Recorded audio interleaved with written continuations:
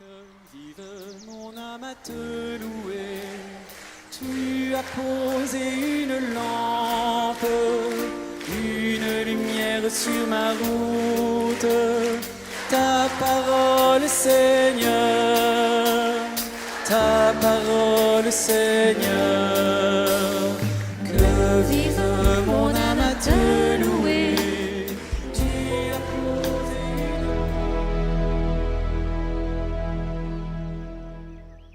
Lecture de la deuxième lettre de saint Paul apôtre à Timothée. Bien-aimé, Démas m'a abandonné par amour de ce monde. Il est parti pour Thessalonique. Crescens est parti pour la Galatie, et Tite pour la Dalmatie. Luc est seul avec moi. Amène Marc avec toi. Il m'est très utile pour le ministère. J'ai envoyé Tychique à Éphèse. En venant, rapporte-moi le manteau que j'ai laissé à Troas chez Carpos. Apporte-moi aussi mes livres, surtout les parchemins. Alexandre, le forgeron, m'a fait beaucoup de mal. Le Seigneur lui rendra selon ses œuvres. Toi aussi, prends garde à cet individu, car il s'est violemment opposé à nos paroles. La première fois que j'ai présenté ma défense, personne ne m'a soutenu. Tous m'ont abandonné.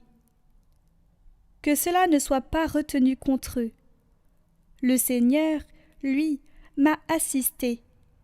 Il m'a rempli de force pour que, par moi, la proclamation de l'Évangile s'accomplisse jusqu'au bout, et que toutes les nations l'entendent.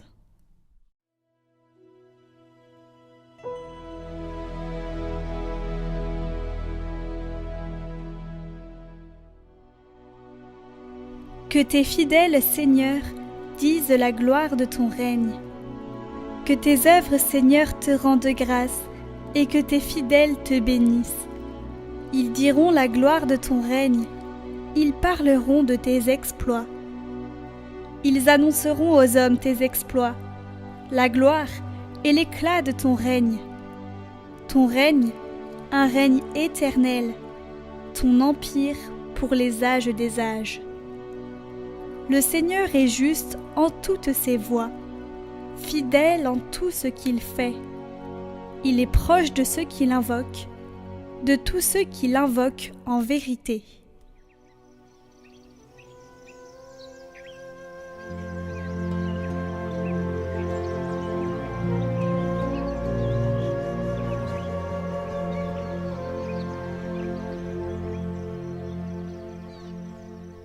Évangile de Jésus-Christ selon saint Luc. En ce temps-là, parmi les disciples, le Seigneur en désigna encore 72, et il les envoya 2 par 2 en avant de lui, en toute ville et localité où lui-même allait se rendre. Il leur dit : La moisson est abondante, mais les ouvriers sont peu nombreux. Priez donc le maître de la moisson d'envoyer des ouvriers pour sa moisson. Allez, voici que je vous envoie comme des agneaux au milieu des loups. Ne portez ni bourse, ni sac, ni sandales, et ne saluez personne en chemin. Mais dans toute maison où vous entrerez, dites d'abord : paix à cette maison. S'il y a là un ami de la paix, votre paix ira reposer sur lui. Sinon, elle reviendra sur vous.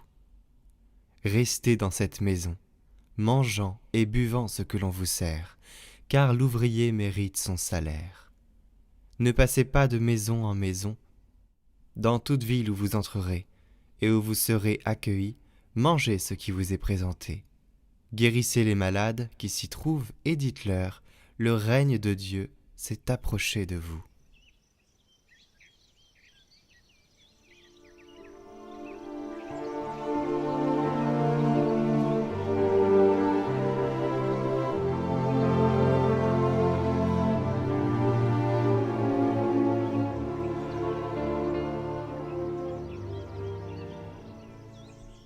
Commentaire de saint John Henry Newman. Saint Luc, évangéliste, serviteur de la parole. Bonne est toute parole du Christ. Elle a sa mission et son but. elles ne tombent pas à terre. Il est impossible qu'il ait jamais prononcé de paroles éphémères, lui, le Verbe de Dieu, exprimant selon son bon plaisir les conseils profonds et la volonté sainte du Dieu invisible. Toute parole du Christ est bonne, même si ses propos nous avaient été transmis par des gens ordinaires. Nous pouvons être sûrs que rien de ce qui nous a été conservé, qu'il s'agisse de paroles à un disciple ou à un contradicteur, ou bien d'avertissement, d'avis, de réprimande, de réconfort, de persuasion ou de condamnation, rien de tout cela n'a une signification purement accidentelle, une portée limitée ou encore partielle.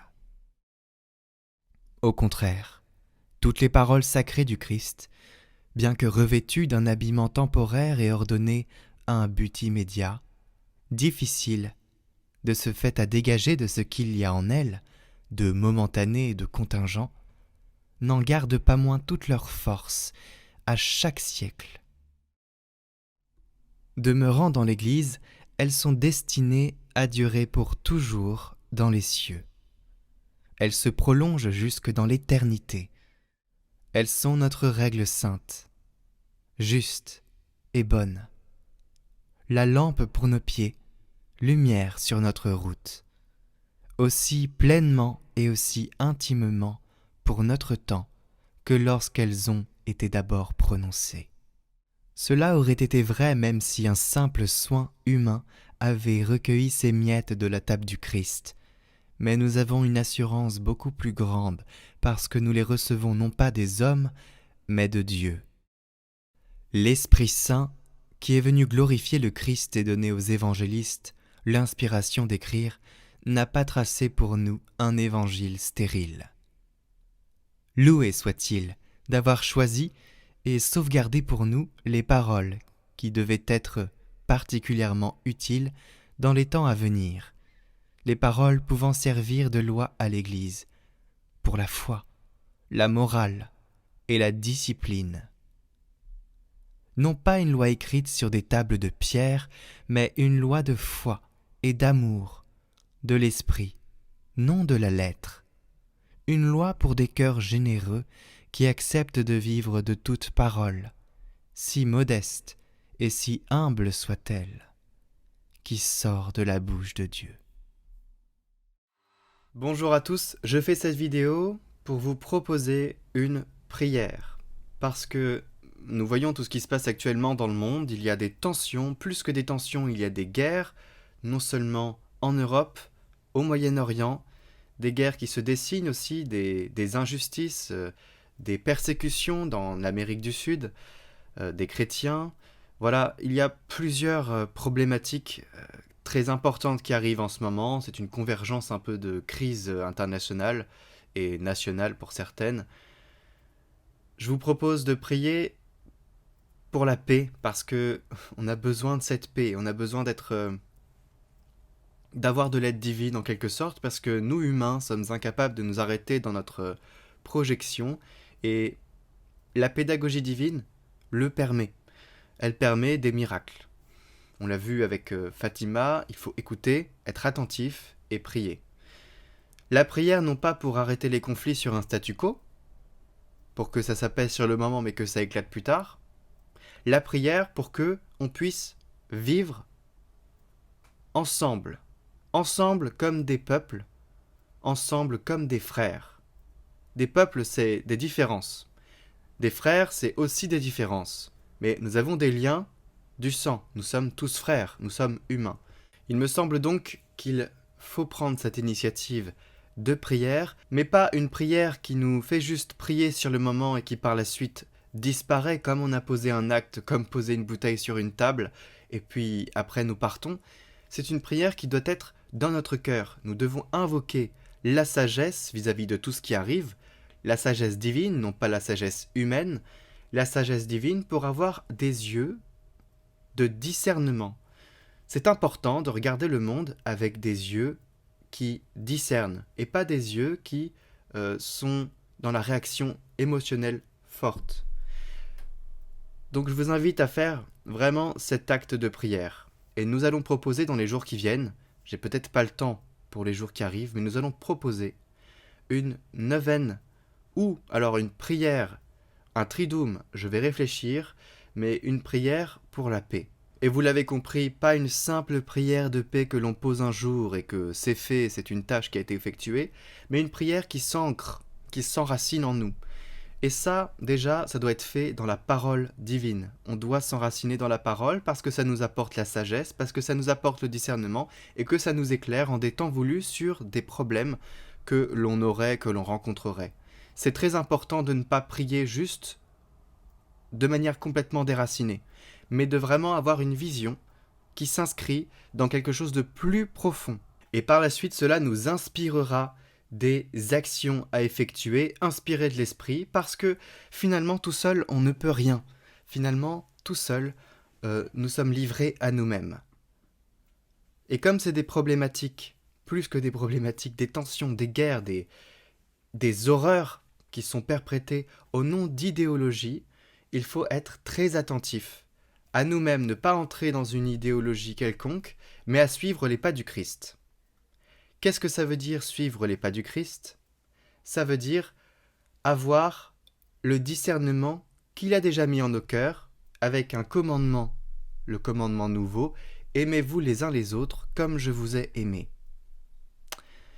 C'est très important d'y rester fidèle et c'est très important de ne pas être naïf. Et l'Église a toujours porté ce message, mais il est des temps où nous avons à affronter des problèmes qui ne peuvent pas répondre par du simple amour, parce que c'est le mal que nous avons en face de nous. On ne peut pas aimer le mal, voyez ? Donc on a vraiment ce discernement à avoir, et il faut prier pour l'avoir. Un discernement ne s'invente pas, il ne se crée pas, il se demande, et il se demande avec la prière. Donc nous allons faire cette prière bientôt, le plus rapidement possible. J'ai entendu les commentaires qu'il a demandé. Nous allons la faire. Puisqu'il y a besoin, hein. La Vierge Marie nous a dit de prier pour éviter les guerres. Eh bien, nous allons l'écouter une fois de plus et nous allons prier. Et encore une fois, je vous invite à ce que ce ne soit pas juste un petit acte posé, mais que ce soit un rituel pour vous. Un rituel de prière qui s'ancre dans la sagesse. Parce que ça nous donne toutes les ressources que l'on a pour vivre en ce temps et ne pas tomber. Ne pas être complètement déconnecté de la réalité et ne pas croire des choses qui sont fausses. Voilà, donc tout ça, c'est quelque chose qu'il faut méditer parce que parfois on a du mal à comprendre, à accepter. Confions tout ça au Seigneur, restez dans la paix, dans la joie, et surtout parce que rien ne peut nous enlever la joie du Christ ressuscité en l'occurrence. Même martyrs, même persécutés, même dans les guerres, dans l'adversité, dans le combat, nous devons être confiants et le Seigneur nous dit « Votre maison est basée sur du roc si vous suivez ma parole. » Si nous la méditons chaque jour, déjà, nous, on est pas mal. On est bien sur du roc. Il faut aussi aller plus loin. Bref, voilà cette petite partie de la vidéo pour vous annoncer que nous allons faire quelque chose. J'ai entendu vos commentaires et ça sera fait dans les jours qui viennent. À très bientôt. Retrouvez l'évangile de Saint Luc dont c'est la fête aujourd'hui en entier, en lecture, en méditation sur Catoglade. Je vous mets le lien en description. N'hésitez pas à aller l'écouter en entier.